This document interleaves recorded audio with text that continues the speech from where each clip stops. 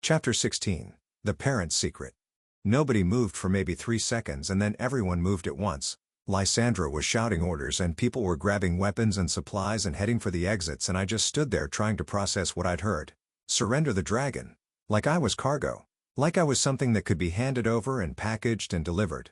We need to go, Atticus said, and his hand was on my shoulder, was pulling me toward the back door. Now, where? Anywhere that isn't here. The loudspeaker crackled again and the voice came back, patient and professional and completely devoid of emotion. You have 60 seconds to comply. My mother appeared beside us and her face was pale but her voice was steady. There's a tunnel, she said, under the mill. It leads to the old mining system. How do you know that? Lysandra asked, and her tone was sharp and suspicious. Because I helped build it, 20 years ago when we thought we might need an escape route. But we? The people who used to live here. The ones who knew what this place really was. There wasn't time to ask what she meant by that because the sound of the launcher was getting louder and I could hear something mechanical clicking into place. Show us, Atticus said. We ran through the mill and my legs were shaking but they held, and I focused on putting one foot in front of the other and not thinking about what would happen if that launcher fired before we got out. The tunnel entrance was hidden behind a false wall in what looked like a storage closet, and my mother pulled it open with practiced ease, like she'd done this before, like she'd been preparing for this exact moment. Go, she said. I'll seal it behind us. The tunnel was narrow and dark and smelled like wet stone and something else, something organic and old. The walls were rough-hewn rock and the floor was uneven, and I had to duck to avoid hitting my head on the low ceiling. Behind us I heard the wall slide back into place and then my mother's footsteps as she caught up. Keep moving, she said. The tunnel branches in about 50 yards. We take the left fork. Where does it go? I asked, and my voice echoed strangely in the confined space. Somewhere safe, hopefully. The explosion came maybe 30 seconds later, and even underground I felt it. Felt the shockwave travel through the rock and shake dust from the ceiling. The sound was muffled but still loud enough to make my ears ring. Someone behind me swore and I heard Torin's voice, tight and scared. Was that the mill? Probably, Lysandra said. Keep moving. We walked for what felt like hours but was probably only 20 minutes, and the tunnel kept branching and my mother kept choosing directions without hesitation, like she had the whole system memorized. The air was getting colder and damper and I could hear water dripping somewhere ahead and my breath was coming out in visible puffs. How much farther? Atticus asked. Not far. Maybe another 10 minutes. And then what? And then we figure out what to do next. The tunnel opened into a larger chamber and I could see light ahead. Could see the gray of early morning filtering through what looked like a natural opening in the rock face. We emerged into a small valley that I didn't recognize, and the air smelled like pine and rain and something else, something sharp and metallic that made the hair on my arms stand up. The valley was narrow and steep, sided with rock walls that rose maybe 100 feet on either side. The floor was covered in moss and ferns, and there were trees growing at odd angles where they'd taken root in cracks in the stone. And everywhere, scattered across the valley floor and carved into the rock walls, were markers. They were stone, weathered smooth by centuries of rain and wind, and they were covered in symbols that looked almost like writing but not quite. The carvings were deep and precise and they caught the morning light in a way that made them seem to glow. What is this place? I asked. Ember Hollow, my mother said. One of the old convergence points. Convergence of what? She didn't answer right away. Just walked over to the nearest marker and ran her hand across the carved surface, and her expression was distant and sad. Power, she said finally. Different kinds of supernatural energy that meet and mix and create something stronger than any of them alone. I looked around the valley and tried to see what she was seeing, but all I saw were rocks and trees and those strange carved markers. I don't understand. You will. Lysandra was examining one of the markers with a frown, and Atticus was doing a perimeter check, and Torin was just standing there looking exhausted and overwhelmed. Calder had been quiet since we'd entered the tunnel, and now he was standing at the edge of the group with his arms crossed and his expression unreadable. My mother walked to the center of the valley where the markers formed a rough circle, and she stood there for a moment looking at the ground. This is where it started, she said. Where the first dragons made their pact with the other factions. What pact? I asked, and I was getting tired of her cryptic explanations. Was getting tired of feeling like everyone knew more than I did. The pact to maintain balance. To prevent any one group from becoming too powerful and destroying everything. She turned to face me and her expression was serious and sad and something else I couldn't identify. Dragons weren't just powerful creatures, Elijah. They were guardians, peacekeepers. They stood at places like this and they made sure that the different supernatural factions didn't tear each other apart. That's not what you said before. You said they became threats. They did, eventually. But that wasn't their original purpose. I walked over to one of the markers and touched it, and the stone was cold and smooth and it vibrated slightly under my fingers like it was resonating with something I couldn't hear. The symbols carved into it were intricate and beautiful and completely incomprehensible, and I traced one with my finger and tried to imagine who had made it and why. How long ago? I asked. Centuries. Maybe longer. The records are incomplete. And you knew about this place? Yes. And you sent me here anyway. She was quiet for a moment and I could feel everyone watching us, could feel the weight of their attention. Yes, she said finally. The anger hit me like a physical thing and I turned to face her and my hands were shaking. You sent me here knowing what this place was, knowing what would happen. I sent you here hoping you would survive long enough to learn what you needed to learn. Learn what? How to turn into a dragon? How to fight hunters? How to watch people die because of what I am? How to control it? How to understand what you're capable of? How to reclaim the role that dragons were meant to have? I stared at her and tried to process what she was saying, but my brain wouldn't cooperate, was too full of anger and confusion and exhaustion. You wanted this, I said. And my voice came out flat and cold. You wanted me to shift. You wanted me to become this thing. I wanted you to survive. I wanted you to have a chance at understanding your heritage instead of spending your whole life running from it. By throwing me into a town full of hunters? By putting you in a place where the convergence would help you access your abilities. Where you would have allies who understood what you were going through. She gestured at Atticus and Lysandra and the others. These people have been protecting this valley for years. They knew what it was. They knew what might happen if a dragon came here. So you used them too, Lysandra said. And her voice was sharp. You put all of us at risk for your plan. I gave Elijah a chance. That's all I could do. A chance at what? I asked. At becoming some kind of guardian? At taking on a role that got every other dragon killed? At having a choice? At being more than just something the hunters chase and capture and study? The words hung in the air and I wanted to argue but I couldn't because part of me understood what she meant, understood that running and hiding wasn't really living. But that didn't make it okay. Didn't make it right that she'd manipulated everything, had set up this whole situation without telling me what I was walking into. You should have told me, I said. Would you have come if I had? No, exactly. I turned away from her and walked to the edge of the valley where the rock wall rose up steep and imposing. I pressed my hand against the stone and it was cold and rough and solid and I focused on that sensation, on something real and physical that I could understand. Behind me I heard voices but I couldn't make out the words, couldn't focus on anything except the anger and the betrayal and the exhaustion that was making everything feel distant and unreal. Footsteps approached and I knew without looking that it was Atticus. You okay? He asked. No, fair enough. He stood beside me and we both looked at the rock wall and didn't say anything for a while. Did you know? I asked finally. About her plan? Not the details. But I knew this valley was important. Knew it had history with dragons. And you didn't think to mention that? Would it have changed anything? I thought about it and realized he was probably right. I'd been too focused on survival to think about larger implications. Too busy trying not to shift to worry about ancient history. She's not wrong, Atticus said quietly. About the choice part. You could spend your whole life running. Or you could figure out what you're capable of and decide what to do with it. That's not a choice. That's just different kinds of trapped maybe. But at least one of them gives you some control. I looked at him and his expression was serious but not judgmental. Was just honest in a way that made it hard to stay angry. I don't want to be a guardian, I said. I don't want to be responsible for maintaining balance or whatever she thinks I should do. Then don't be. But you should probably figure out what you do want before the hunters make that decision for you. He walked away and I was left standing there with my hand on the cold stone and my thoughts spinning in circles. The sun was higher now and the light was hitting the markers at an angle that made the symbols seem to move, seem to shift and rearrange themselves into patterns that almost made sense. I walked back to the center of the valley where my mother was still standing and she looked up when I approached. How long have you been planning this? I asked. Since before you were born. The answer hit me harder than I expected and I had to take a breath before I could speak again. So my whole life? Everything. It was all part of this. Not everything. But yes, I've been working toward this for a long time. Why? She looked at the markers and her expression was distant. Because I watched the last of the dragon lines die out. Watched them get hunted down and killed and I couldn't do anything to stop it.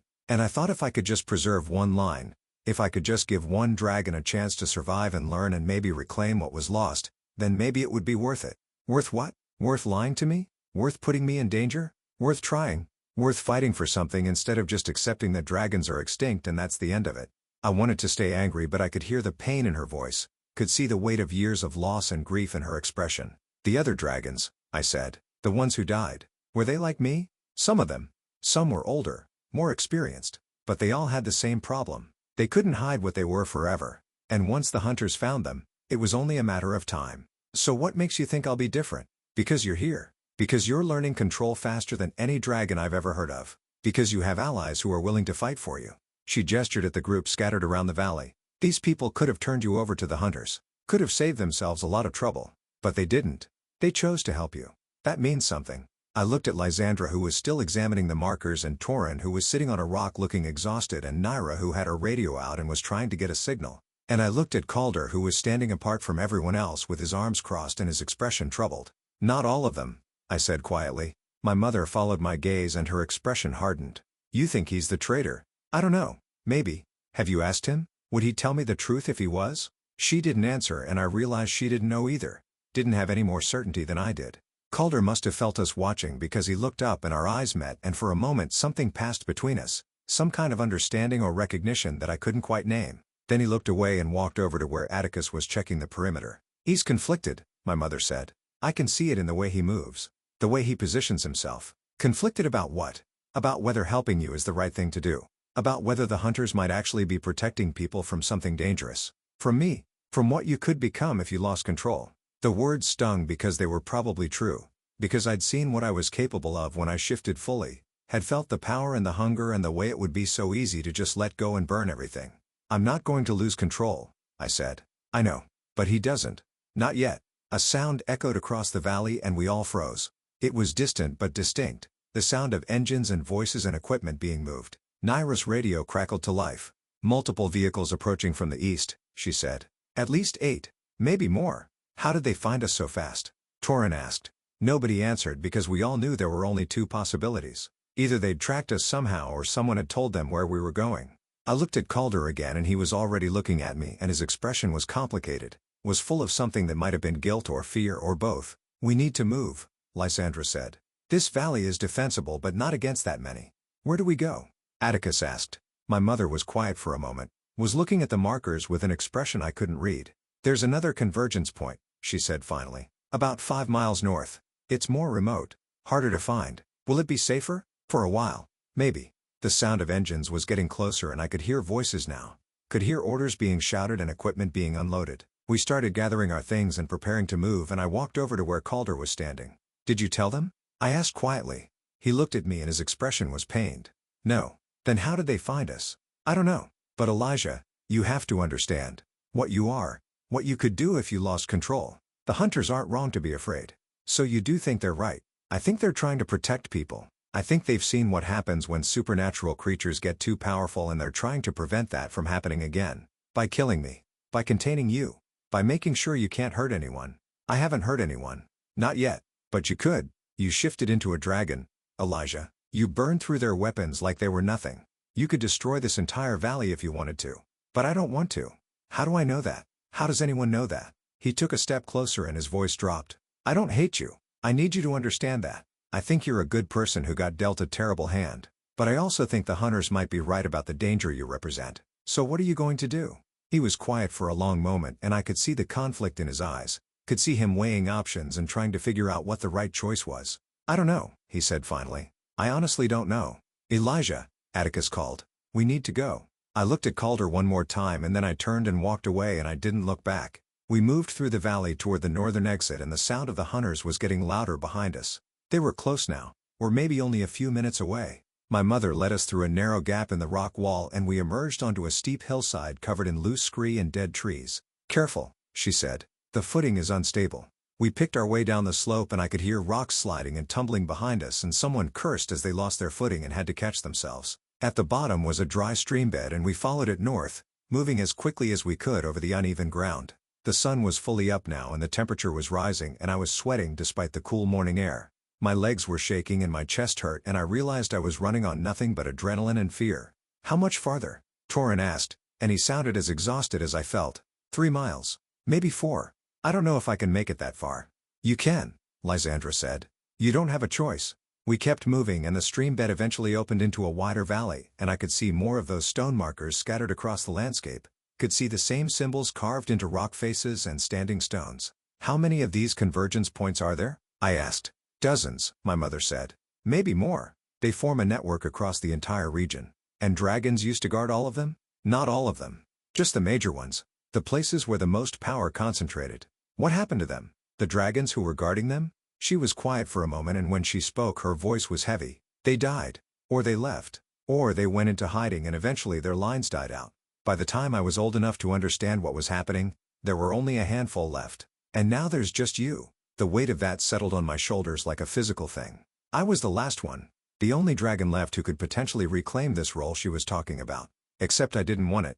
Didn't want the responsibility or the danger or the weight of centuries of histories. I just wanted to be normal. Wanted to go to school and have friends and not worry about hunters or shifting or ancient packs. But that wasn't an option anymore. Maybe it never had been. We walked for another hour and the landscape gradually changed. Became more forested and less rocky. The markers were fewer here but they were larger. Were massive standing stones that had to weigh several tons each. "We're close," my mother said. The forest opened into a clearing and in the center was a circle of standing stones that had to be 15 feet tall. They were arranged in a perfect circle and the symbols carved into them were more elaborate than any I'd seen before. In the center of the circle was a flat stone that looked like an altar or a platform and the air above it shimmered slightly like heat rising from pavement. "This is it," my mother said. "The northern convergence." I walked into the circle and the air felt different here.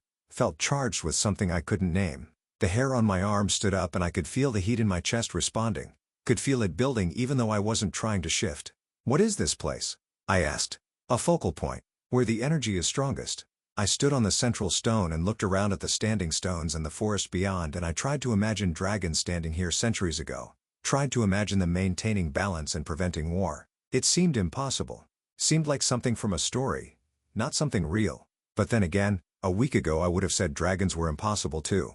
My mother climbed onto the stone beside me and for a moment we just stood there looking at the symbols carved into the standing stones. "I know you're angry," she said quietly. "I know you feel like I manipulated you. And you're right. I did. So why tell me now? Why explain all of this? Because you deserve to know. Because you're gonna have to make choices soon and you should make them with all the information." "What choices?" "Whether to keep running. Whether to fight. Whether to try to reclaim what the dragons lost or just survive as long as you can. Those aren't really choices. Those are just different ways of saying the same thing. Maybe. But the way you approach it matters." I looked at her and tried to see past the manipulation and the secrets to whatever was underneath. Tried to see if she actually cared about me or if I was just a means to an end, just a way to restore something she thought was important. "Do you actually care what happens to me?" I asked. "Or do you just care about preserving the dragon line?" She was quiet for a long moment and when she spoke her voice was soft. "Both. I care about both. And I know that's not a satisfying answer but it's the truth." "How do I know you're not lying?" "You don't. You just have to decide whether to trust me or not." The radio crackled and Naira's voice came through. Urgent and tight. "Movement on the southern approach. Multiple contacts. They found us." My mother's expression changed, became hard and focused. "How many?" she asked into the radio. "At least 20. Maybe more. They're spreading out, trying to surround the clearing." "Time to contact?" 5 minutes. Maybe less." My mother looked at me and her expression was grim. "The hunters know about Ember Hollow now," she said. "And they know about this place too. Nowhere is safe anymore."